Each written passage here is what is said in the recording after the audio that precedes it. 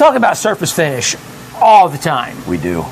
It's super critical, but one of the questions is, well, how do you get there? So really, abrasive selection is like the first step in getting the correct surface finish. Exactly. You hear us talking a lot about the correct RVK and how that number is going to change a lot depending on your application. And that's the number one question we have is, I'm not getting the deep RVK I want. How come? And basically, we're trying to put together a little video here to show you guys more or less where to start. Because turning up the load is not the way to do it. No, it is not. You're not going to keep your cylinders very straight if we're doing that, and we're not really going to get that much deeper turning up the pressure. Right. So you really want to begin with the correct abrasive for the application. Correct. I know I feel like it's like a broken record. Like I'm always using the word application, but it is application specific. So, for example, this is a diesel block. So what do we got here? We got a 6.4 Ford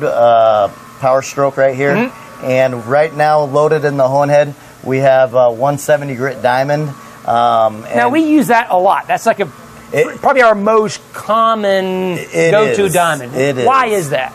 Because it's going to give us the RVK that we need for this particular application, but if it was getting really heavily boosted or more boost, we're going to want a deeper RVK. But we actually have... So like with the 170, 600, or 170 diamond, coming back with a 600 grit CBN as a finishing combination. Yep. My experience has been you can usually, depending upon the hardness of the block. Absolutely. You can be somewhere probably in, we'll call it the 50s, maybe 60s. Up to the 60s. Yeah, right in that's the range that will give you, right? Yep. The softer block, you'll get the deeper valleys. Yep. The harder block, you're going to be a little shallower on that. If that Burnell is super high, obviously, you're not going to be able to dig quite as deep with the same diamond. Right. So if you want to get to like the 70s or the 80s or beyond, you're going to have to go to a coarser grit abrasive. So you may be at a 140 or a 100. Or 100, absolutely. Okay. And I mean, we got as Ed Keebler likes to label them, the crazy diesel guys. Yeah. We have customers running 60 grit diamonds. 60s. Which is going to give you a really, really deep RVK. I don't know exactly what that number is, what they're shooting for off the top of my head, but big, yeah, deep valleys. Yep. So I guess what the moral of the story here is that you got to begin with your application. Understand where you want to end up on terms of your RVK. The more fuel you put through the engine, the more value you need. So, which is why the crazy diesel guys, I mean, they're literally, when we say that, we're meaning like the 300 PSI compound turbo diesel guys, where it's just basically a constant injection of diesel the whole time, pretty much feels like. So in those cases, you need that deep valley, and the way you're getting that is by going to that coarser grit diamond. The less fuel you're putting through there, you can get shallower and shallower. So that range of maybe from a 60 grit all the way maybe up to even to say what's about the for even a gasoline application, right? Grocery getter, OEM rebuild type stuff. What would you recommend for? We're seeing people do this exact same application for that. The 170. They might do a few more plateau strokes, so their valley might be closer to say a 40. I mean, we have people doing grocery getters with 170s even. That's kind of what I was thinking too. Is that I don't really see a use to go finer than a 170 diamond for your base finish. Yep, and the base is what's going to lay. I mean, so. We're talking a lot about base finish, and we're talking a lot about how we want to, if we want that deeper RVK, we want to establish that in the beginning. It's the first selection is that diamond. Now we're talking about RVKs a lot, but they're not going to be able to measure the RVK until they're not going to be able to measure the RVK first. They're going to actually have to look at the RZ number. Absolutely. So because when you're doing your base finish, it's a single grit finish. So the peaks and the valleys should be the same height. So RVK doesn't tell you the truth. Like, for example, that might only say it's an RVK of 70. But as soon as you begin to plateau, chop into it, that valley will grow because that proportion now changes. So like you said, you want to begin to look at what's called the RZ, which is your total peak to valley. Now, you guys have a nice innovation that you've added to the package. We do. So show them what you got, because this is the game changer right here. So we've been talking a lot about surface finish, and we've shown you guys trace boss in the past, but I believe this is going to be the first video we have where we can show you trace boss on the machine. And so for people who don't know, talk about what trace boss is and how it connects to this little device right here, right? Yep. Our profilometer over there? Our profilometer is right here. All right, so the way to know what surface finish you have to measure it. This little diamond tip stylus drags across that cylinder surface, and it's going to, like a needle on a record, it's going to give you this trace. Now, what we've done in the past is we've relied on those numbers. Yep. What Trace Boss, especially this Trace Boss Plus on the machine, changes that, because now you can actually see that trace. Yep. And it just changes the game. Like I said, I sound like a broken record. No pun intended. Yeah, actually, that was pun intended. Sorry. I'm bad that way, right? But it is so revolutionary when you can actually see that surface and see the progression, which we're going to show you. So stay tuned, because we're going to show you how we go from that base finish up and down and create the plateau. And one thing that Lake here has been great at talking to people lately is, yeah, we kind of use the numbers as guidelines, but this picture is going to be very crucial in telling us what we actually have. Right. So let's go ahead and put some base finish in one of these cylinders. We're going to measure it, and we're going to show you the difference between that RA, the RZ, and then your RVK. And over time, you're going to see that RVK change. And we're going to show you why RA doesn't matter. And then we're going to look at that RZ and let you kind of see that progression. Perfect. Sounds like a plan? Sounds like a plan. All right. So 170s are already loaded? Yep. They're loaded. And we're just going to go ahead and we'll take out, I don't know, maybe 7/10 of thou. What do you want to do? Okay. Take it out. Take a full thou. Yeah. Full thou. All right. So and watch how fast this goes, by the way. It's pretty amazing how fast this thing can take a thou out. You know, Scott, I love it every time the machine sits there and starts to kind of stroke in those different areas. You know, because that's the thing about this machine that's so amazing, is that it's sensing and feeling the fact that cylinders don't wear evenly up and down, right? I'm a piston ring guy. I can't help it, right? Because the piston is actually not going the same speed up and down, and the cylinder pressure isn't the same top to bottom. So it's going to wear differently. Yeah, cylinders don't wear evenly. Yep. And the machine sees it feels it, and then it fixes it. Yep. And you can even see it right here between this cylinder and that cylinder, where you only got a thousandths here versus 4 thousandths over here. At a thousandths, that you can still see it where the ring has been running turning around. Yep. Yeah. 100%. That's kind of neat. Yep. Right? Just random side. I love it. All right, so we've established our base finish now. Yep. So like we said, we want to go in and measure this with the profilometer and see what that RZ is. Exactly. All right. So what we'll do is we'll clean this area up right over here. And you can feel the difference with the base finish, how much rougher it is versus the end. All right. So we're just going to have to hold that, unfortunately. All right. You ready? Yes, sir. So.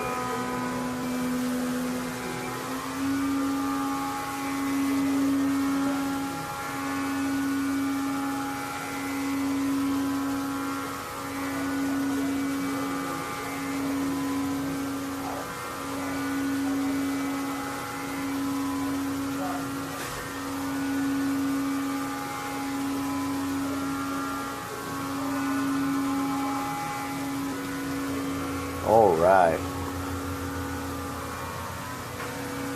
Perfect example. Yeah. All right. Yeah, so this is exactly what you're looking for. You can see that uniformity up and down, essentially. And the way you can see that is those detection zones. That red area is your RPK.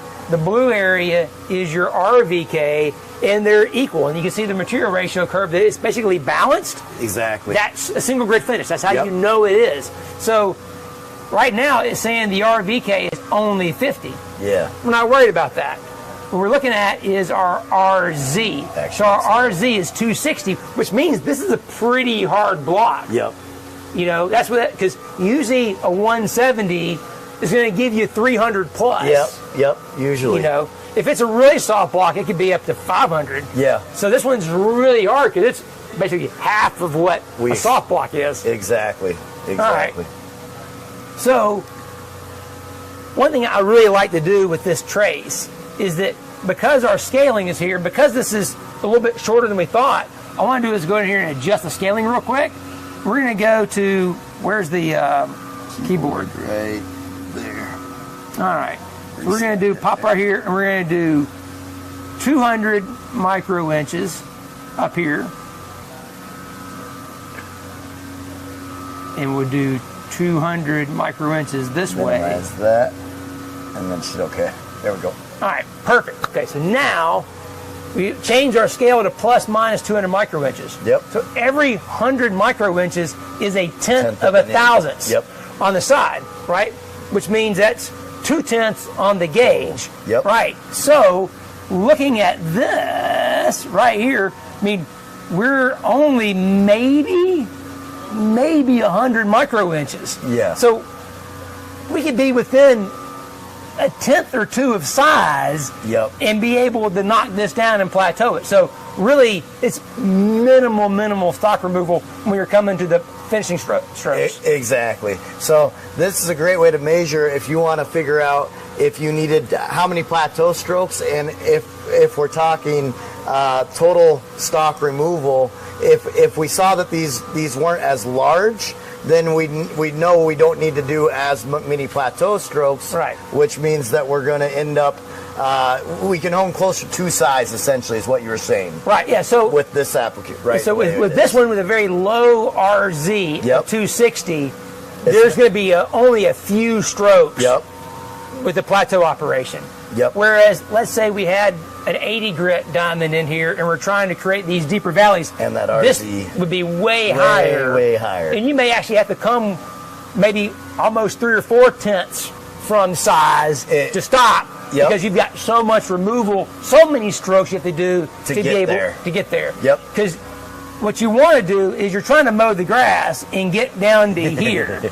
So that top part's got to go away, but you want to maintain this bottom down here. So really, we're talking about maybe 50, so really about maybe a tenth actually total is all it would come out potentially. Potentially, correct. All right, so let's show that actually. So let's swap over to the 600s and let's actually take out maybe like, say 6 strokes and just come back and see what it did. Because I think that's just going to do, I'm going to guess, right? We'll see how good I guess here. I think that's going to knock us down to right about there. I bet you're going to be close. Alrighty, here we go.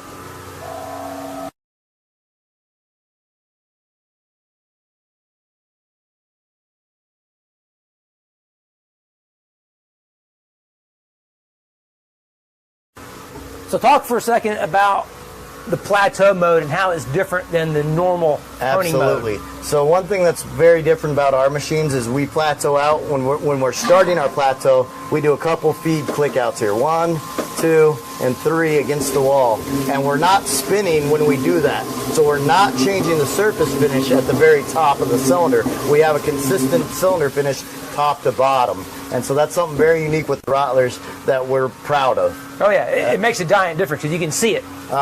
With the camera, which we'll show you later. With the profilometer. Yeah. Absolutely. The surface finish doesn't vary top to bottom, and the crosshatch doesn't vary top to bottom either. Nope, not at all. All right, so, man, you can already feel the difference just wiping it. Yeah, when it's rough, I mean, you can feel it kind of dragging, and when you do this, it's amazing how different it feels just off the go. All right, so we got that done. All right.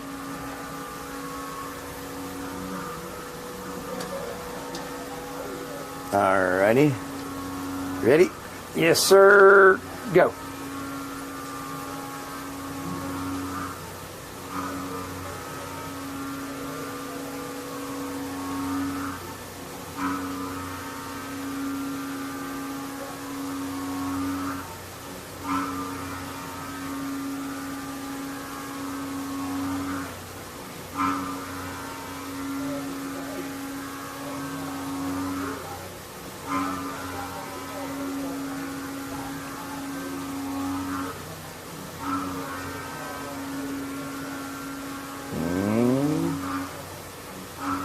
Usually it switches and says receiving. Something's up, I think.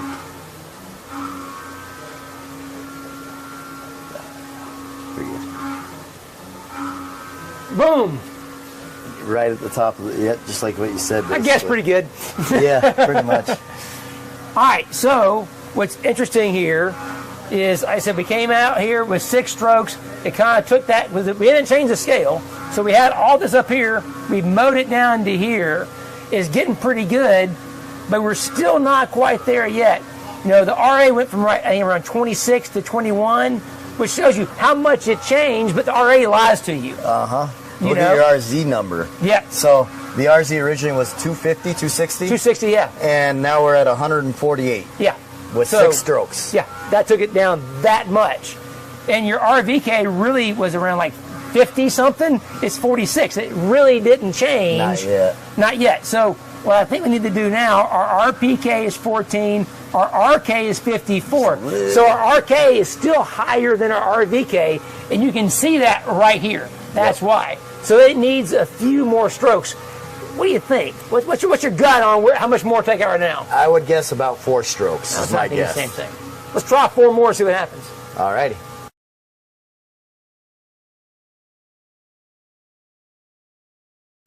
So we got the extra 4 strokes done, and man, Scott, you nailed it. It's right there. It's pretty much right there. The one thing that we want to point out here, this trace looks gorgeous as far as it's nice and consistent. Yes. Consistent is a good word there. However, we have these couple outliers here where we got the RPK where it's saying that peak's a little bit higher. And so that on your RPK, it's telling us our RPK is 13.7 right now. But in reality, when we run this, those RPK numbers are going to drop right away. I mean, even just rolling it up and down once, just manually on the assembling the engine, these are going to be gone. And that's what the beauty of the software is, because if you were only relying on the numbers, you may be tempted to say that's a little bit rougher than I wanted to be. Let's do one more stroke. And you didn't need to. Exactly. Just putting it together, you'll be able to knock that down, and you can see that with the software so clearly where those anomalies are, so you can actually get a bigger picture, no pun intended, of what's going on. The nice curve there, everything's the way you want it to be, and now we're still, that RZ is 145. It didn't really move that much, but with those 4 strokes, we were able to flip the RK and the RVK.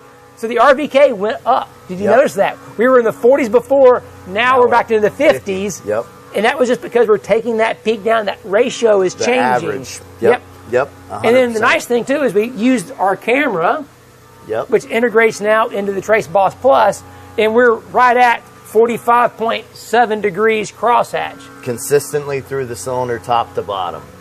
And you can see in the picture here a little bit how consistent it is. Like you said, when you're spinning it out, it's not changing it. Yep. And that's the beautiful thing, is you can check this thing. You can take it up and down the cylinder bore anywhere you want, and you'll be able to see the consistency of that crosshatch. So that crosshatch is consistent. You've got the right crosshatch angle. You got the right surface finish.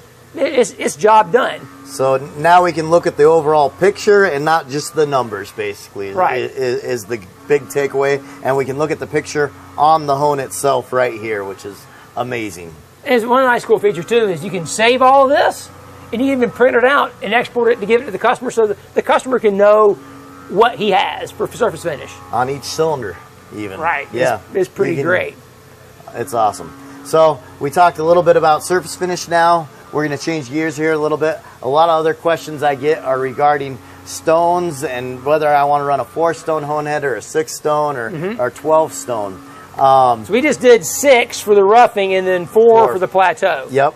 So our thought process there is you can order CBNs in sets of 4 or 6.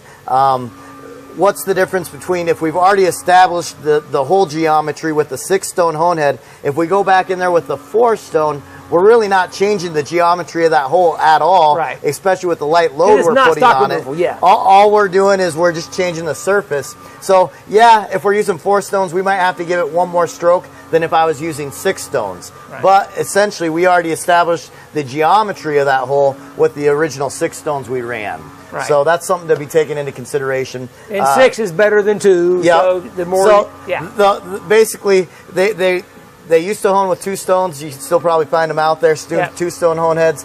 4 stones pretty common. I mean, it was around before I was born, and will be continued to be used well when I'm gone. But the fact of the matter is the more stones we put in the hole, the more we can disperse that pressure, which is going to allow it to stay more round while we're honing on it. Excuse me, and that'll give us a more round hole. And as far as straightness, the big advantage of being able to stay straight is with the vertical hone, right? Getting directly above the hole.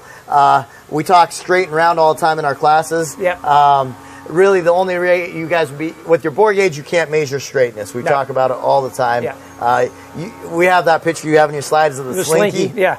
Go ahead. It's round, but it ain't straight. Yep, exactly. And if you were to measure that with a bore gauge in every position, it would measure exactly the same, but it definitely ain't straight. Yeah.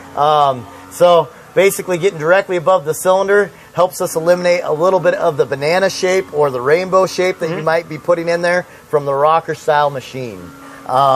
So those are some of the big advantages of going with a vertical honing machine. We can keep the cylinder straighter, and as far as roundness, the more stones we put in the hole, the more round we can make the hole. Not that you can actually verify that even with your bore gauge. No. So the nice thing is this machine gives you the bore geometry you need, and now we have the surface finish measuring equipment, so that way you can choose the correct abrasive. That way you're not having to guess what abrasive you need. You can use a profilometer connected to the software. You can come in here, you can test it out. You can kind of pre-flight it, if you will. Yep. Make sure you're going to get the RZ you need with that abrasive so you can tune it in, because that's something you didn't mention, is that with, let's say you had to go 4 or 5 thousandths to size to clean it up. Yep. You can take out a thousandths with an abrasive and then go check your RZ see exactly to see where you need to be. at. Right. Yep. So you could have a handful of abrasives to choose from, pre-flight it, figure it out, come up with your recipe on one hole, and then the machine just replicates it over and over again. So basically, perfect that one, and then it will just repeat. Exactly. It's one of the very nice advantages with the CNC machine, just the repeatability and being able to create that nice soft plateau finish without changing the surface finish at the top. We're able to give you a complete package, basically. There you go. So that's the cool thing. As we noticed today, the hardness of the block is going to definitely impact what the choice of abrasive needs to be in order to get the correct surface finish, and you just saw it. What a day, what a day, what a day. Yeah, my brain is swollen. I've learned so much today. They told us, don't start cars. We are not going to listen.